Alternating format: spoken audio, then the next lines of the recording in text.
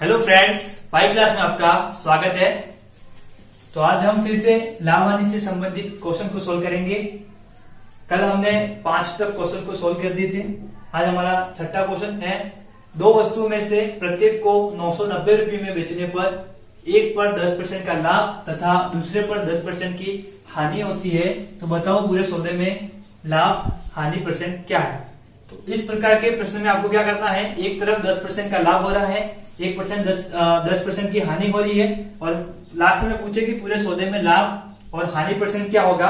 तो हमेशा इस प्रकार के प्रश्न में एक तरफ समान 10% का लाभ दिया हुआ है और 10% की हानि दी हुई है। अगर यहाँ पे 20 लिखा होता है, यहाँ पे भी 20 होता, तो तब क्या करना है कि इसका डायरेक्टली फॉर्मूला है, ये हो जाएगा हमारे पास पी स्क्वायर अपन 100। पी स्क्वायर की जगह हमको जो भी मान दिया उसको रखना है। तो ये हो जाएगा हमारे पास 10 का स्क्वायर और ये हो जाएगा 100 और ये हो जाएगा हमारे पास 100/100। तो हमारे पास एक आएगा और ये 1% जो आएगा वो हमेशा हानि को बताएगा। तो इस प्रकार के प्रश्न में हमेशा क्या होगा कि जो भी दिया होगा उसको इस रूप में लिखेंगे, इसके बाद जो भी आंसर आएगा उसको हमेशा हानि को दर्शाएगा। तो इसमें 1% पूरे सौदे में 1% की हानि होगी।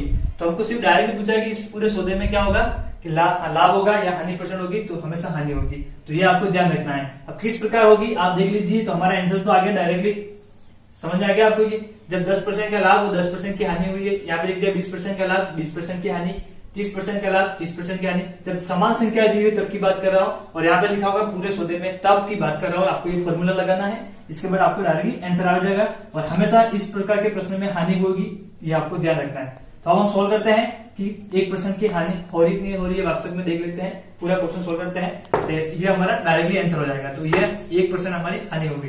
लेकिन हम पूरा क्वेश्चन सोल्व करेंगे जैसा कि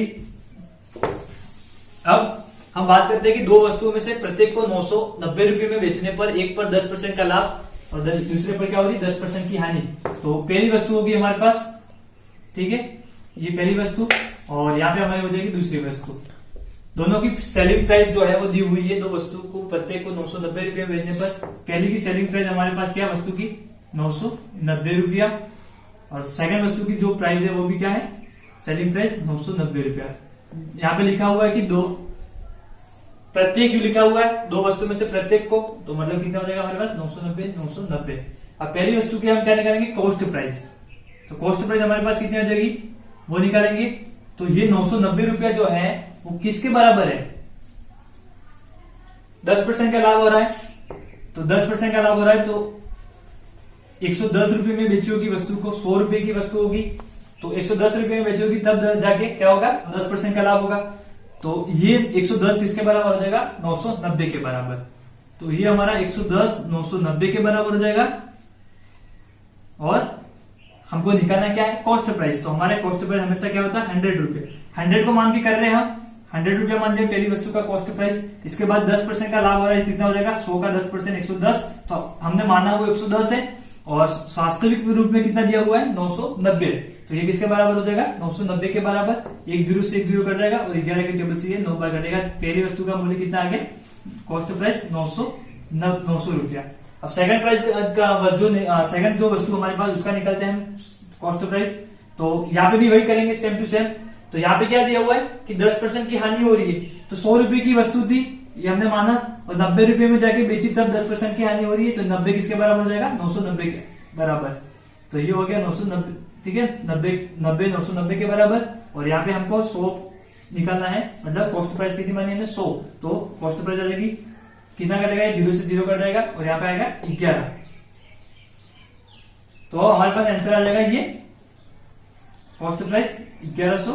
और फिर अब हमारे पास टोटल पूरे सौदे की बात कर रहे हैं। तो पूरे सौदे की टोटल मतलब सेलिंग प्राइस कितनी होगी, तो 990 कितना हो जाएगा 0 0 कितना हो जाएगा 0, 9 और 9 कितना हुआ 18, असिलाई 1, 9 और 18 1 19।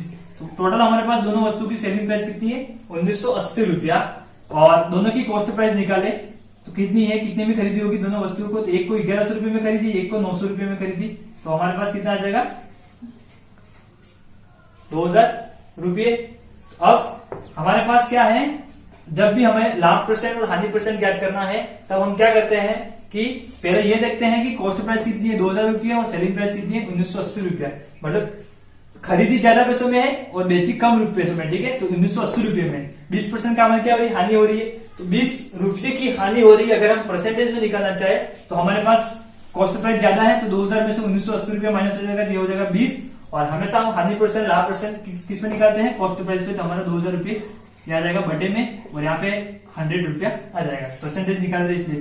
तो पहले 1 0 से 1 0 कटा, 2 0 से 2 0 कट दिए, तो 2/2 कितना आ गया हमारे पास, 1% क्या हो रहा है, हानि। तो हमको पहले से पता चल गया, यहाँ पे 2000 रुपये है, यहाँ पे कॉस्ट प्राइस और सेलिंग प्राइस कितनी है, 1980 रुपया। तो 20 रुपए की क्या हो रही है, हानि हो रही है। तो हानि ही आंसर कितना आएगा, बाद में भी आंसर आएगा वो हानि आएगा, तो 1% की हमें हानि हो रही है। तो हमने जो पहले p² से निकाला वो आंसर क्या हो जाएगा, राइट हो रहा है। इसलिए आपको डायरेक्टली इस क्वेश्चन को ऐसे ही सोल्व करना है, p² से।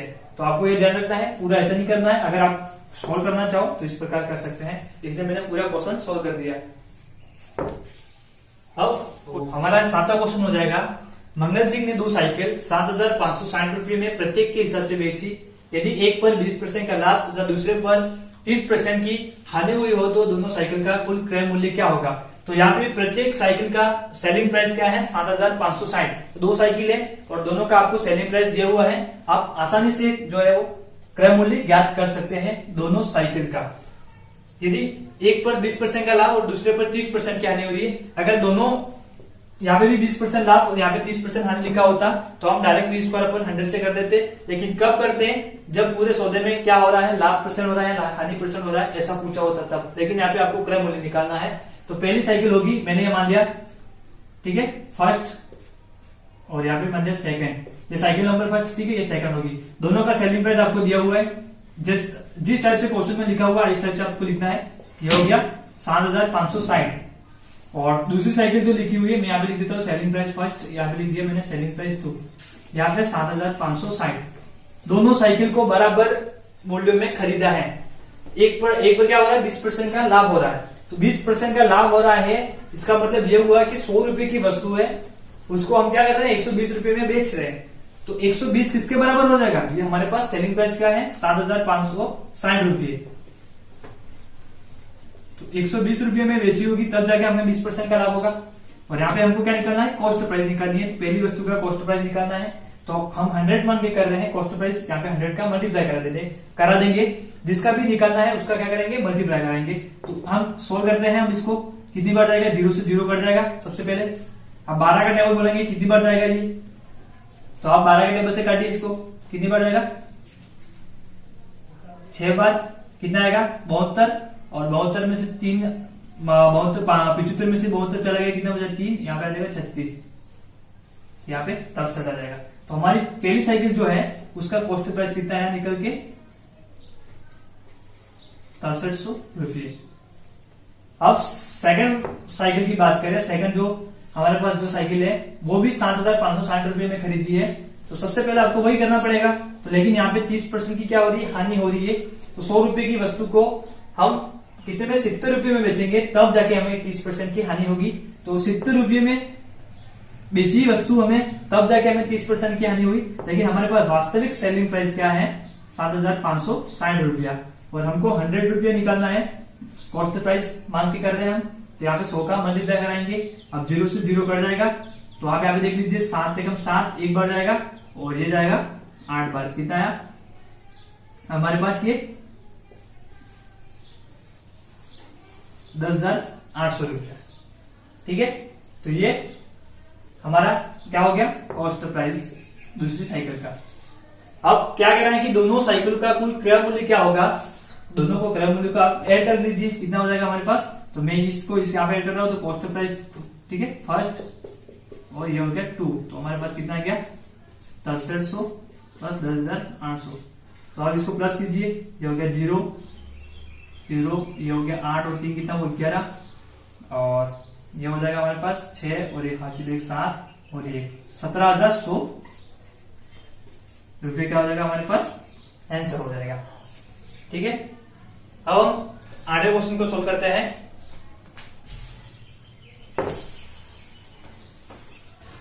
अब हमारा आठवां क्वेश्चन हो जाएगा, किसी वस्तु के विक्रय मूल्य तथा क्रय मूल्य का अंतर 210 रुपया है। यदि लाभ प्रतिशत 25 रुपये हो तो उस वस्तु का विक्रय मूल्य क्या होगा। तो पहले क्या दिया हुआ है, विक्रय मूल्य सेलिंग प्राइस, और जो बी कॉस्ट प्राइस है, इसका आपको क्या दिया हुआ है, अंतर दिया हुआ है। तो मैं यहाँ पे लिख देता हूं selling price minus cost price, और यहाँ पे दिया हुआ है 210 रुपये। अब जो selling price minus cost price है, सेलिंग प्राइस ज्यादा है और कॉस्ट प्राइस क्या है, कम है, तो क्या होगा, हमारे पास लाभ होगा, और वो लाभ कितना है, 25% पहले से दिया हुआ है। तो उस वस्तु का विक्रय मूल्य क्या होगा, वो भी परसेंट में दिया हुआ है, लाभ हो रहा है। लाभ परसेंट का फॉर्मूला क्या हमारे पास, लाभ percent is equal to selling price minus cost price, और लाभ परसेंट और हानि परसेंट हमेशा कॉस्ट प्राइस पे निकलता है। यहाँ पे हो जाएगा कॉस्ट प्राइस, यहाँ पे हो जाएगा 100, क्योंकि परसेंटेज निकाल देता हूं। लाभ कितना है, 25 है, तो यहाँ पे आप 25 रख दीजिए। Selling price minus cost price जो है वो कितना है, 210 रुपया, तो ये हो जाएगा हमारे पास 210 रुपया। और कॉस्ट प्राइस खुद हमको पता नहीं है कितना है, ये कॉस्ट प्राइस हो जाएगा 100। आपको एक बात यहाँ पे क्या समझ में आई कि यहाँ पे जो विक्रय मूल्य पहले दिया हुआ है और क्रय मूल्य बाद में दिया हुआ है, और दोनों का अंतर लिखा है 210 रुपया। तो सेलिंग प्राइस पहले आ रही है, माइनस कॉस्ट प्राइस आएगा, तो सेलिंग प्राइस ज्यादा, इसका मतलब क्या हो रहा है, लाभ हो रहा है, और क्रय मूल्य क्या है, कम है, इसलिए हम सेलिंग प्राइस से क्या किया यहाँ पे, जो सेलिंग प्राइस है उसको इसमें से आपको कॉस्ट प्राइस क्या किया, माइनस किया यहाँ पे, वो कितना है 210 रुपया। तो जो भी बड़ा होगा उसको पहले लिखते हैं, बाद में छोटा लिखते हैं, तो यहाँ पे क्या होगा, लाभ होगा। तो ये हो जाएगा हमारे पास। कॉस्ट प्राइस निकालनी है, तो यहाँ पे एक रखेंगे, कॉस्ट प्राइस यहाँ पे चला जाएगा, ये होगा सीपी कॉस्ट प्राइस, ये हो जाएगा 210, यहाँ पे जाएगा 100, और ये 25 यहाँ पे नीचे आ जाएगा। अब इसको काटेंगे हम, तो कितनी बार कटेगा, ये 4 बार, और इसका मल्टीप्लाई से कराएंगे, कितना आएगा, 4 का 0 से 0, 4 का 1 से 4, और ये हो जाएगा 840 रुपया। हमको क्या मिला, ये कॉस्ट प्राइस, वो भी कितना, 840 रुपया। जब आपको कॉस्ट प्राइस मिल गया और सेलिंग प्राइस निकालना है, तो कॉस्ट प्राइस आप रख दीजिए, तो आप निकाल सकते हैं कितना हो जाएगा, ये इधर आके क्या हो जाएगा, प्लस का, तो 210 रुपये में ये कितना हो जाएगा, 840 रुपया। तो 1050 रुपया हमारे पास क्या आएगा, सेलिंग प्राइस, तभी जाके हमको क्या होगा, 25% का लाभ मिलेगा।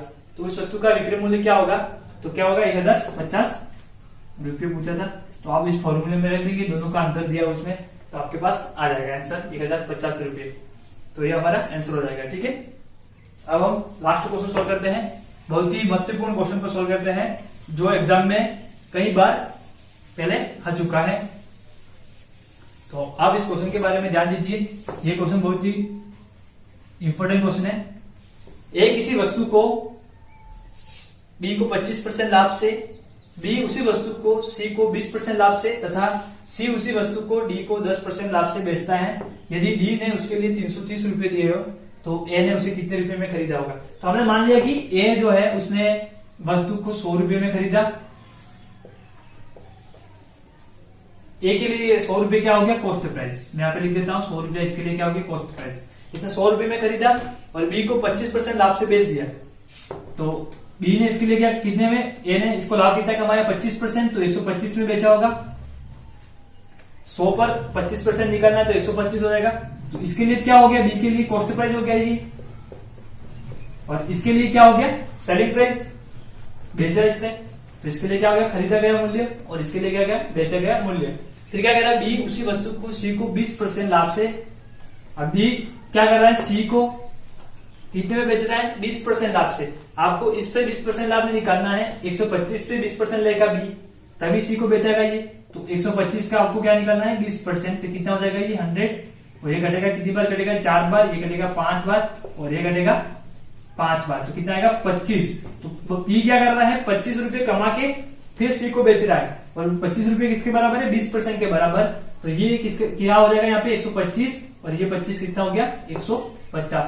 तो बी ने इसको कितने में बेचा, 150 रुपए में, और 20% लाभ कमाया।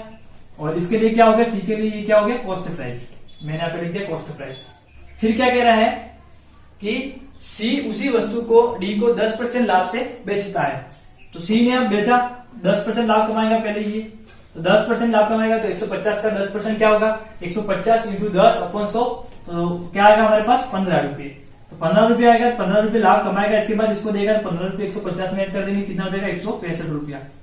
तो ये लास्ट में डी को कितने में बेचेगा, 165 रुपये में, और डी ने इसके लिए इसको खरीदा है 165 रुपये में, इसलिए इसके लिए क्या हो गया, कॉस्ट प्राइस, और लेकिन सी के लिए क्या हो जाएगा, सेलिंग प्राइस। क्योंकि सी ने तो डी को कितने में 165 रुपए में बेचा है, तो इसके लिए ये क्या हो गया सेलिंग प्राइस, और इसने खरीदा कितने में 165 रुपए में, इसलिए ये क्या आ जाएगा इसके लिए कॉस्ट प्राइस।